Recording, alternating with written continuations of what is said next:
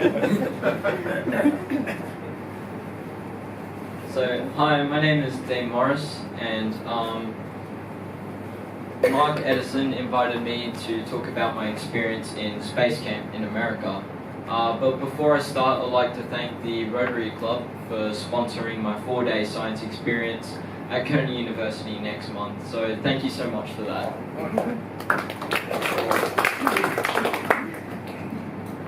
So I'm in Year 9 in Melville Senior High School. I chose Melville Senior High School for the aviation program. And it's actually the only school in WA with 2 full-moving flight simulators, and you can see me on one in the bottom picture there. My aviation teacher, Mr. Randall Brink, he saw my interest in aviation and space, so we decided to recommend a program called Space Camp in Huntsville, Alabama.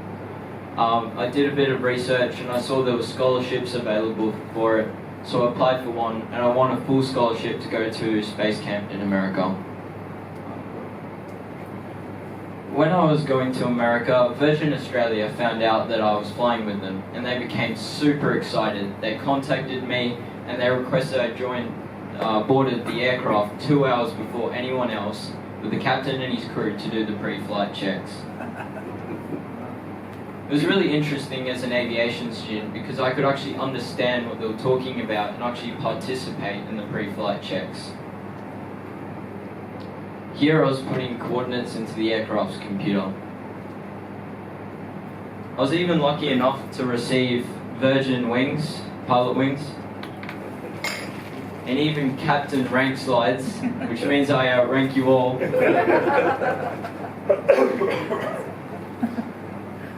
Space Camp went for a week in Huntsville, Alabama there.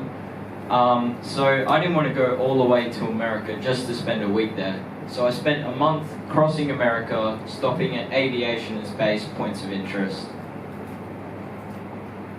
My first stop was in LA at the Aviation and Science Museum, where I saw the real space shuttle Endeavour. I went to Big Bear Mountain, where I saw the Big Bear Solar Observatory, which has the biggest solar telescope in the world. And by pure coincidence, the director of the observatory was coming out through the front gate. So I had a chance to talk to him about my interest in aviation and space. And he became really excited, so he let me in for a private tour. And you can see by the front gate, it's not open to the public. So I had a private tour by the head scientist there, Professor John Varsic. And you can see the size of the telescope there. He also took me inside the lens room, and no one is allowed inside the lens room, so I was pretty privileged. I had a tour around Big Bear in a search and rescue vehicle. Next stop was Houston Space Center. There were many exhibitions there, for example Mythbusters, and I saw the real mission control where they controlled all the Apollo missions, including Apollo 11, which was the mission to the moon. There were many simulators there, and it was great fun. In New Orleans, I went to the Stennis Space Center. This is where they test rockets and other propulsion devices. A challenge there was to build a paper airplane and fly it through a set of rings, so I made a couple of friends there. They have an unused Saturn V rocket that was going to be used in the next mission to space, but they cancelled it. Another challenge that came with the Stennis Space Museum was to complete a science and space test, and if you receive 100% you get this award, and it says, in recognition of outstanding accomplishment and future potential to contribute to all humankind. It also says, you can call me a geek. I went to the Griffith Observatory, where I went into the planetarium, and there were many other exhibitions there. The Griffith Observatory overlooks the Hollywood sign, and they had the biggest mapping of the stars in the world. And then there was Space Camp. Space Camp is astronaut training for kids, and is located at NASA's US Rocket and Science Center there.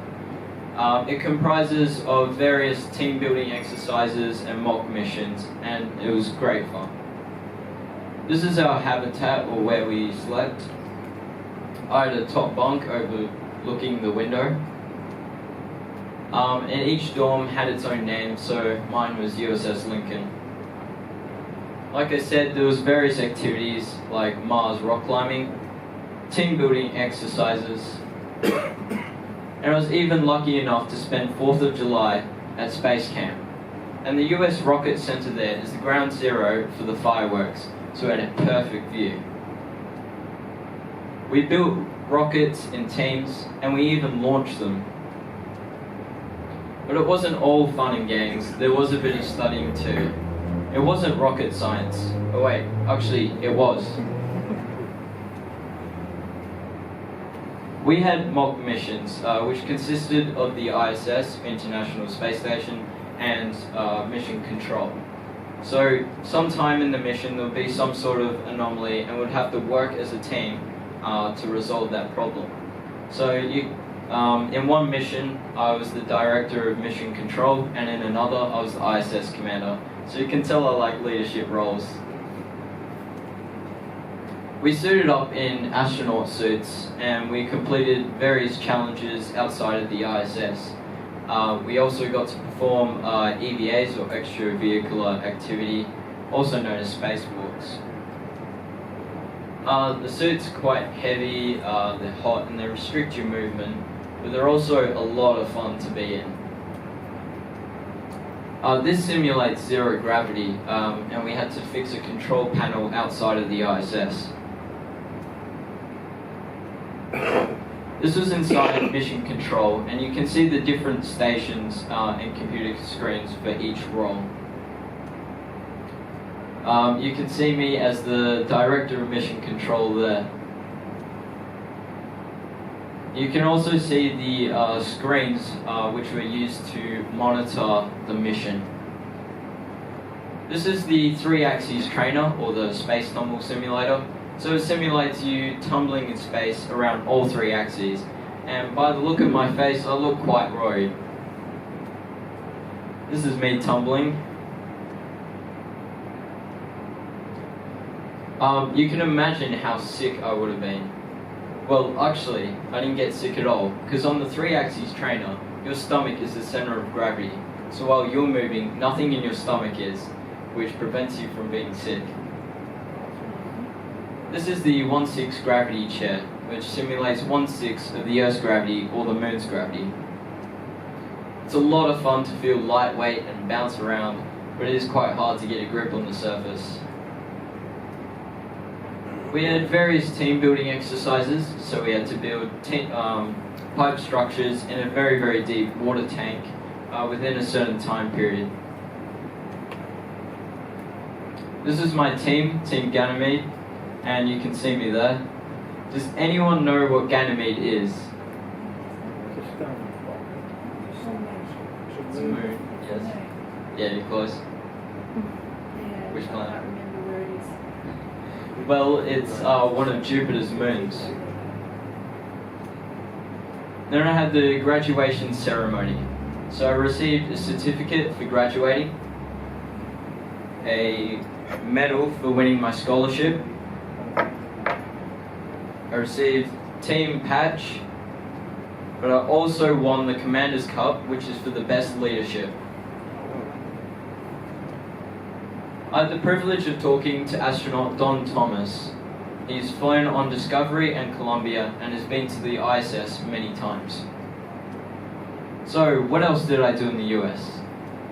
I learned some new skills in New Orleans. Voodoo. I walked along Hollywood Boulevard and I saw the famous stars, and I even found my own star. I went to a medieval show. I nearly lost my life in the Grand Canyon. Became one with the Joshua tree. I went to a plantation in Mississippi where I learned about slavery and the Civil War. I had fun canoeing in the swamps of Florida, and I saw different wildlife, including many alligators. And that one was quite grumpy because it was hissing at us. Well, I'll talk to you about my experience in Space Camp in America, but there's also something else I would like to talk to you about. I created an organisation called GOSAC, Give Our Strays a Chance, to raise awareness of adopting and donating to animal shelters. It all started with my dog Hooch.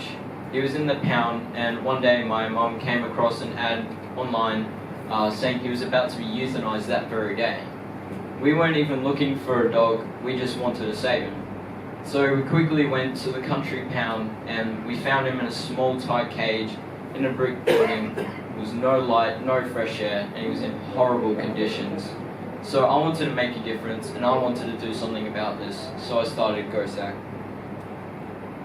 So this is how GOSAC works. A stray animal is caught by a ranger and then is taken to a pound.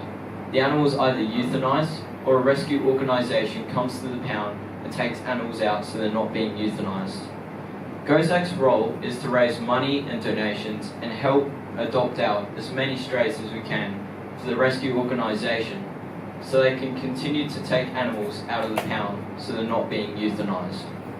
I'll talk to you more about how I help organisations next. So I help rescue groups such as Safe Perth, Armidale Community Animal Rescue Group, and 9 Lives, and many more. I participate in many events, but I also organise my own event called GOSAC Day. It's at my local shopping centre, Forest Lakes Forum. People come down, they donate items and money, and there's strays up for adoption on the spot. And local businesses donate prizes for the big raffle I have. And by the way, this is Daisy, and she was adopted on GOSAC Day.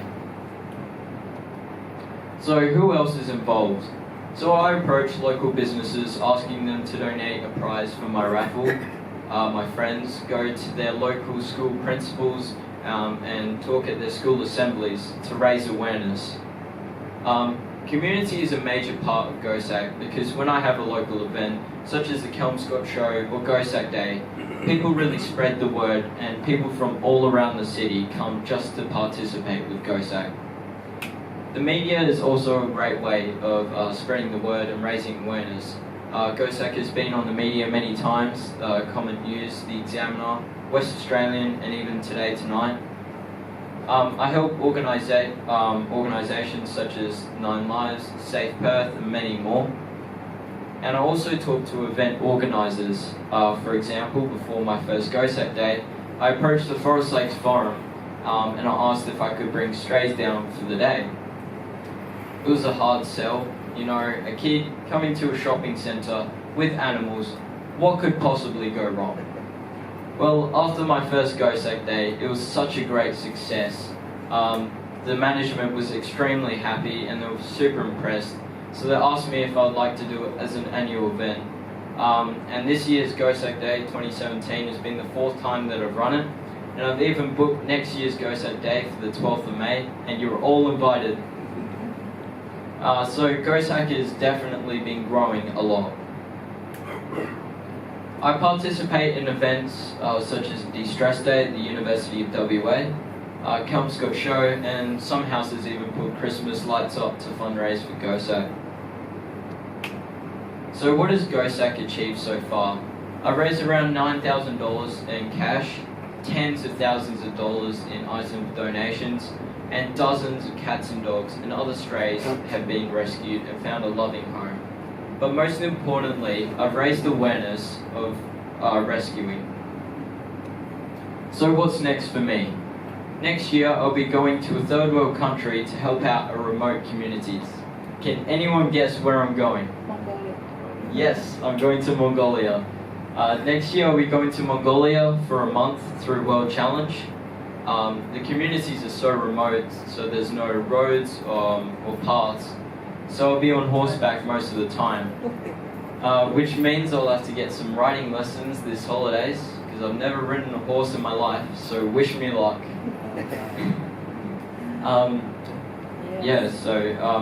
I'd like to just say thank you to the Rotary Club once again for sponsoring my 4-day science experience at Curtin University next month. And if anyone has any questions about what I've said, would like to see what I have, please come up to me. Thank you. I'm going to assume that you're travelling to Mongolia in their summer. Yeah. Not the winter. No. Extreme winters. And yeah. can I just make a point about your horse riding? Learning and then not doing it until you go is a really bad idea because you're going to be extremely sick.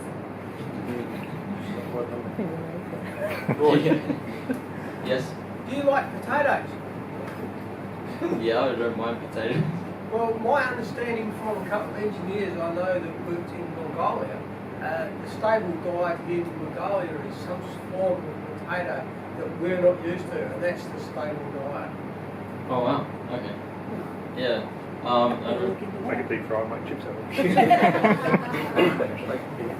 It's normally normal. Thank God for that. Have you got any other questions for Dean at all? No, I've got a couple. One is, we like it organising quiz nights. She's pretty good at everything else she's done, so you don't need to answer that. And just when you went over America, how did you travel? Was it by coach or were your parents with you? Or you yeah, my parents were with me, but we went around in a car. We drove most of the places, but there was one flight to Houston. Okay. In the Grand Canyon, that was a day you just had too much of them? Push off the engine. The Grand Canyon was amazing, the views, and you could see the river underneath. Yeah, it was definitely a good experience. And they have a big glass boardwalk there that's just right off the cliff. So you're walking there and you just look straight down and there's a big drop. So. You don't look down. Any broken motorbikes on there? Didn't see anything. Right, normally, Dean, we give people, a guest speaker, a coffee mug. But in your case, we're going to give you a hot chocolate mug from Kenrick Rotary, and it's got our 4-way test on it, which you seem to be applying in every case anyway. So thank you very much, Dean. That's excellent. Thank you.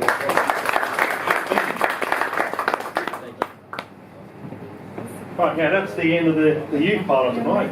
It's now back to President Joe for the old people stuff.